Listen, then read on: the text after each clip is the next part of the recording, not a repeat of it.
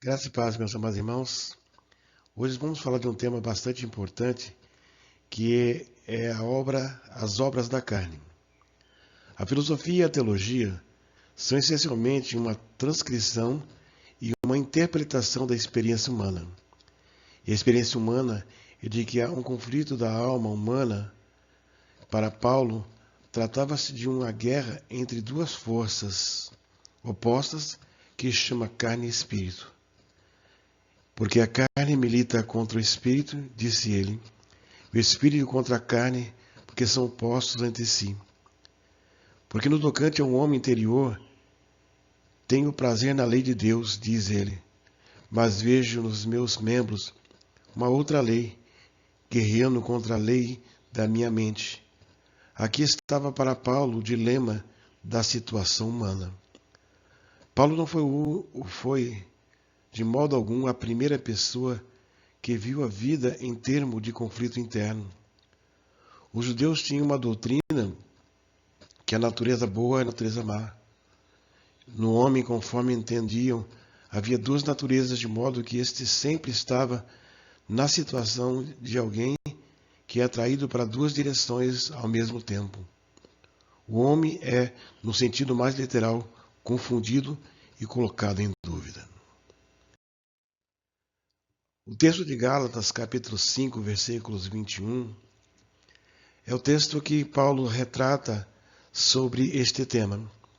Ele fala da seguinte maneira: ora, as obras da carne são conhecidas, e são prostituição, impureza, lascívia, idolatria, feitiçaria, inimizades, porfias, ciúmes, iras, discórdias, dissensões, facções, invejas, bebedices e glutonaria, e coisas semelhantes a estas, a respeito das quais eu vos declaro, como já outrora vos preveni, que não herdarão o reino de Deus os que tais coisas praticam.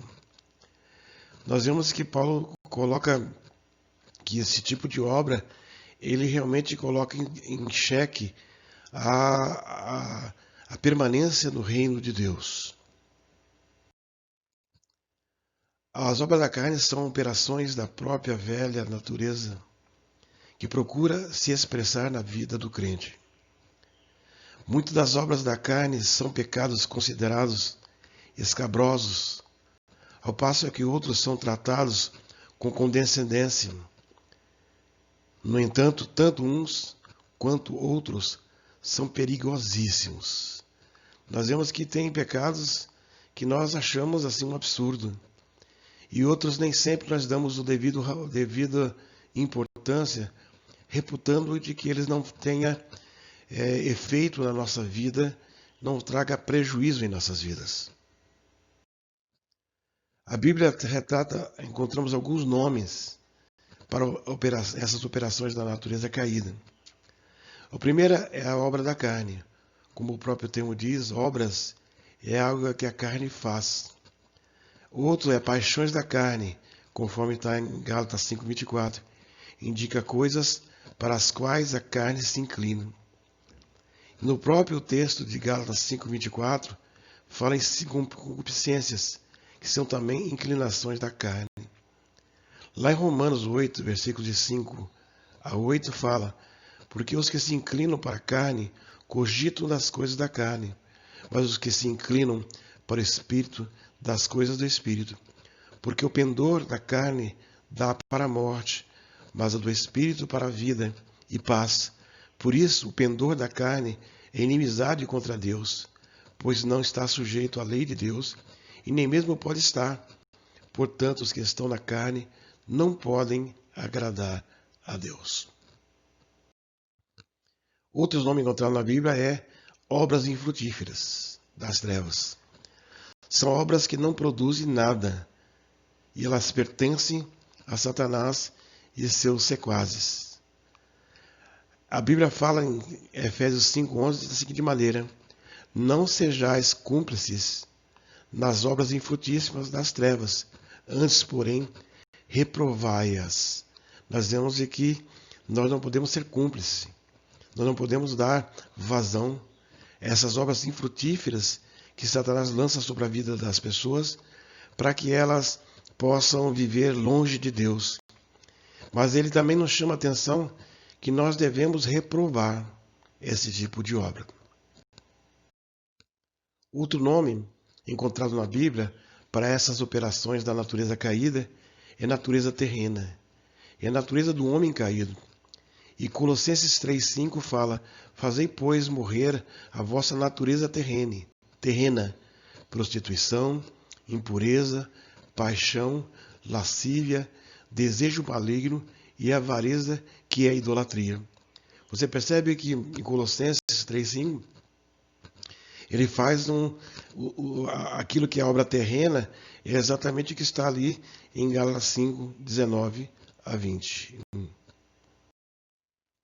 Mas Paulo, na verdade, existem algumas maneiras de dividir as obras da carne. O apóstolo Paulo, ele divide essa obra da carne em 5 categorias. A primeira, sexual, que é a prostituição, a impureza e a lascívia. Religiosos, idolatria e feitiçaria. Emocionais, ciúme, ira e inveja. Relacionais, inimizade, porfia, discórdia e facções. E excesso, bebedice e glutonaria. Uma outra maneira de dividir a obra da carne é a natureza moral, que é sexual, de relacionamentos da sociedade, de comportamentos e alimentação e excesso de modo geral, e de atitude espiritual. Então, muitas vezes nós pensamos que a obra da carne ela só está relacionada à impureza sexual, né? Prostituição, lascívia, homossexualismo. Nós vemos que outras coisas que nós muitas vezes reputamos como sem importância, como inimizade, como discórdia, inveja, ira, ciúme e facções, nem sempre as pessoas dão o devido valor e muitas vezes até a própria igreja relativiza esse tipo de comportamento. Mas a grande realidade é que tratam-se de obras malignas, obras da carne que podem trazer prejuízo à própria pessoa e também a todo o corpo de Cristo ou qualquer lugar que nós venhamos a estar presente. Nós vemos aqui uma árvore que tem todas as obras da carne, que nós já lemos recentemente, e nós vemos que nós encontramos na Bíblia essas operações na natureza caída. A primeira, o velho homem, é a natureza do homem pecador. A Bíblia fala em Colossenses 3,9, não mintais uns aos outros, uma vez que vos despiste do velho homem com os seus feitos. Quando ele fala, o termo despir significa retirar algo velho, algo que está, é um termo usado até para uma troca de roupa, né? Você está retirando algo velho e colocando uma nova roupagem, né? Então ele fala que a mentira e as obras da carne elas são frutos da natureza do velho homem, do homem caído. A outra dica da natureza moral, da classificação das obras da carne, são os pecados de natureza sexual. Gálatas 5,9 diz, porque as obras da carne são manifestas, as quais são adultério, prostituição, impureza, lascívia. E quando Satanás consegue levar o cristão ao adultério, a outro pecado sexual, ele atinge diretamente a família, a si próprio e a própria família. E afeta os relacionamentos sociais, a igreja, a vida profissional, escolar e etc. Em 1 Coríntios 6,9 diz, não sabeis que os injustos não hão de herdar o reino de Deus? Não erreis nem os devassos, nem os idólatras, nem os adúlteros, nem os afeminados e nem os sodomitas. Os sodomitas sabem que são pessoas que vivem uma vida sexual devassa. A prostituição é um relacionamento sexual com uma pessoa que não seja o próprio cônjuge, seja casado ou solteiro, envolvendo o pagamento. Então aqui nós vamos começar a descrever as obras da carne em si. No dicionário diz que a prostituição é um substantivo feminino que fala da atividade institucionalizada que visa ganhar dinheiro com a cobrança por atos sexuais e exploração de prostitutas. A segunda definição é o meio de vida principal ou complementar de prostitutas e prostitutos. Então, começamos aqui já a falar quem é quem. Impureza. Basicamente, é o princípio de todo pecado moral. Está relacionado mais com o pensamento que leva à prática. Então, a nossa mente, sendo impura, vai nos levar a práticas de atos impuros. Normalmente, de princípios moral. A lascívia é uma expressão desordenada da sexualidade. Suas principais manifestações são a homossexualidade, o homossexualismo, a sensualidade e a pornografia. Né? Às vezes a sensualidade, isso é, você está num local provocante, né? Usando da sensualidade, ela também é uma maneira de lascívia. Então muitas pessoas acham que só o homossexualismo e a pornografia são lascívias, mas também uma vestimenta inadequada, uma sensualidade exacerbada, às vezes os caras e bocas da vida, elas mostram um ato lascivo. Ciúme, falta de confiança em outra pessoa, e é também uma autoafirmação de posse, medo de perder algo. Paulo menciona este termo em conexão com as disputas. Né? Temos aqui alguns textos aqui, que os irmãos depois podem anotar aí e ler. Isso significa que o ciúme do qual o apóstolo fala está relacionado ao egocentrismo, que reflete o ressentimento e a inveja pela realização de outras pessoas. A impudícia é a falta de pudor. A falta de pudor se manifesta no comportamento, até no modo de se vestir, no uso de trajes que provoquem sensualidade. O exemplo é a mulher adúltera, né? Que nós lemos lá em Provérbios 7, 10, que Deus, irmãos, anotem, depois faça essa consulta, e ela está de alguma forma ligado à lascívia. Agora, de relacionamentos. Inimizade. No hebraico, as palavras inimigo é Satanás, e tem a mesma origem. O que torna o inimigo de outra pessoa está bem próximo do caráter de Satanás. Se refere à hostilidade e antipatia. As porfias são disputas, querer manter posição de todo custo, sejam ideológicas ou práticas. Se refere a disputas, discórdias, rixas, busca pela superioridade sobre os outros e contendas, conforme nós temos aqui uma descrição de textos que você pode consultar depois. A discórdia não se trata de um simples pensamento diferente, mas uma discórdia pode levar a algo profundo. Os sentimentos diferentes, a palavra significa sem o mesmo coração. Aplicado no sentido de ambições egoístas, isto é, disputa pelo poder, esse tipo de comportamento resulta sempre em reações contrárias às opiniões de outras pessoas. Simplesmente porque não está no mesmo coração, no mesmo propósito, com a mesma pensamento. Dissensões. Não concordar com um grupo. São os que divergem do grupo geralmente no pensamento. Resulta das discórdias mencionadas anteriormente, ou seja, os homens levados por motivos egoístas buscam honras para si mesmo a qualquer custo.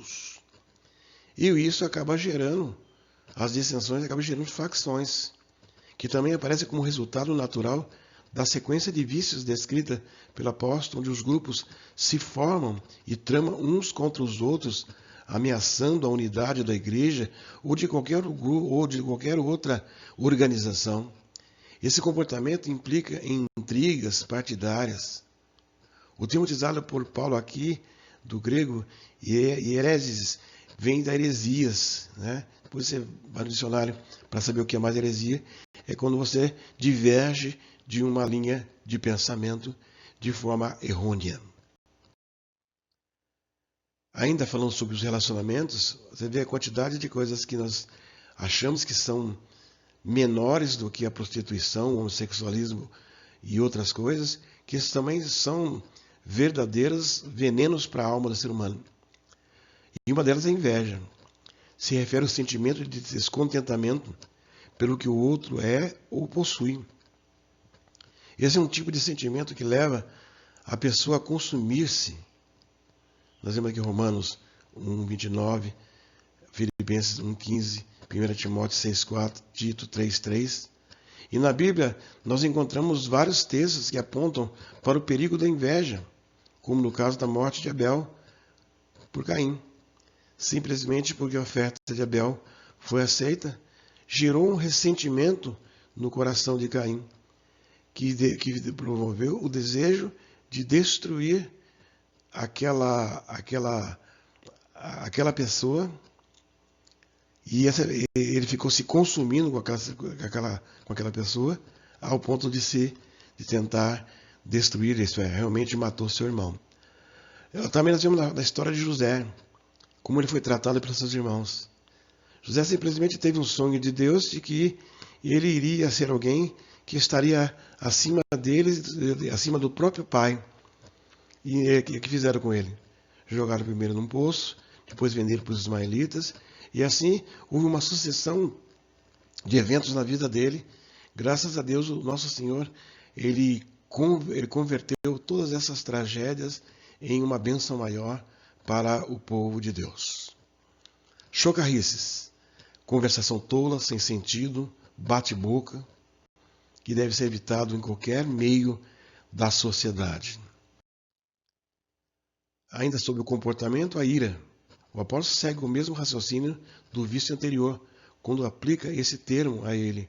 Está diretamente relacionado às inimizades, às porfias e às ciúmes, que resultam certamente em explosões de ira, né? Então nós temos que fugir dos iracundos e fugir da própria ira e não permitir que a ira domine o nosso coração.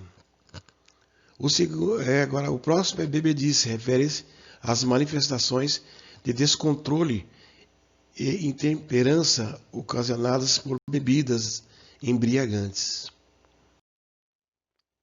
Outro comportamento é a glutonaria. O termo aplicado por Paulo se refere ao estilo de vida desenfreado, extravagante, que pode ser traduzido nas típicas orgias do paganismo da época em que ele viveu ali. Conversação torpe. Conversas obscenas, palavrões, piadas imorais e indecentes. Mentira. Faltar com a verdade. E aqui nós fazemos um paralelo que o diabo é mentiroso e o pai é mentira. Quem mente torna-se semelhante ou com caráter semelhante a ele. E uma mentira, é sempre necessário uma mentira para cobrir uma outra mentira. A maledicência é falar mal dos outros, é um dos piores pecados, porque faz surgir contenda entre irmãos ou em qualquer grupo da sociedade. As pessoas que na frente adulam e por trás falam mal, e surge com isso contendas e pode gerar muitas dificuldades no viver do ser humano, de um modo geral. De atitude. A idolatria é um termo que não se refere apenas à adoração de imagens. A idolatria inclui toda a prática de adoração e culto a falsos deuses, pessoas, objetos ou qualquer coisa que desvie a adoração ao verdadeiro Deus. Aqui também há uma ligação com os pecados de relacionamentos, a imoralidade, visto que no paganismo da época havia muitos cultos e rituais completamente fundamentados na imoralidade.